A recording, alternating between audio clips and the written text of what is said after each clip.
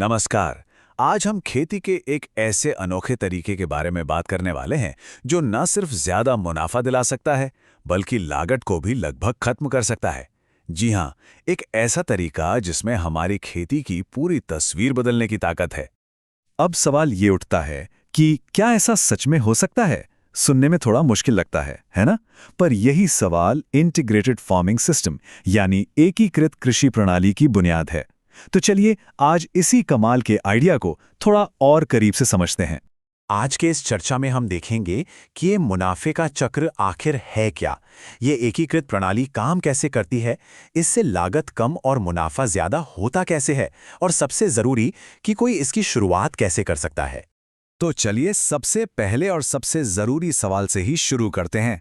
आखिर ये एकीकृत प्रणाली है क्या और ये हमारी पारंपरिक खेती से अलग कैसे है?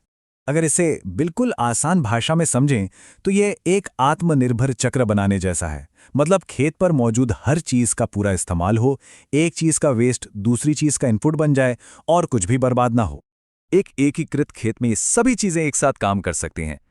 जरा सोचकर देखिए, एक ही जगह पर अनाज और सब्जियां उग रही हैं, पशुओं से दूध मिल रहा है, मुर्गियों से अंडे और तालाब से मछली भी मिल रही है, सब कुछ एक ही जगह। चलिए अब इसके सबसे दिलचस्प हिस्से पर आते हैं। ये सब अलग अलग चीजें एक साथ मिलकर काम कैसे करती हैं। यहीं पर इस सिस्टम का असली जादू छिपा है। इस पूरी प्रणाली का मूल मंत्र बस इतना सा है। कितना सरल और कितना शक्तिशाली विचार है ना? खेत का कोई भी वेस्ट अब कचरा नहीं है बल्कि एक बहुत कीमती संसाधन है। तो ये चक्र चलता कैसे है? पहली कड़ी देखिए। फसल कटने के बाद जो भूसा या डंठल बचता है उसे फेंकने के बजाय खेत के ही पशुओं को खिला दिया जाता है।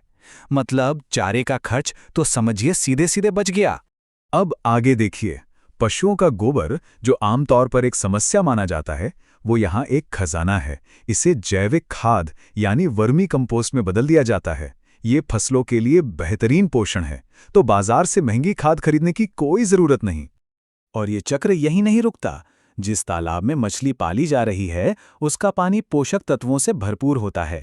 जब इसी पानी से फसलों की सिंचाई की जाती है तो उनकी पैदावार नेचुरली ही बढ़ जाती है। ठीक है, सिस्टम तो बड़ा कमाल का है, लेकिन अब आते हैं सबसे जरूरी सवाल पर।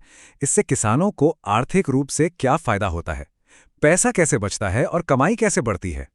इसका सबसे बड़ा और सीधा जवाब ये आंकड़ा है, 40 से 50%। सोचिए, जब खाद और चारे जैसे बड़े खर्चे खेत पर ही पूरे हो जाएं, तो खेती की लागत में इतनी बड़ी कमी आ सकती है।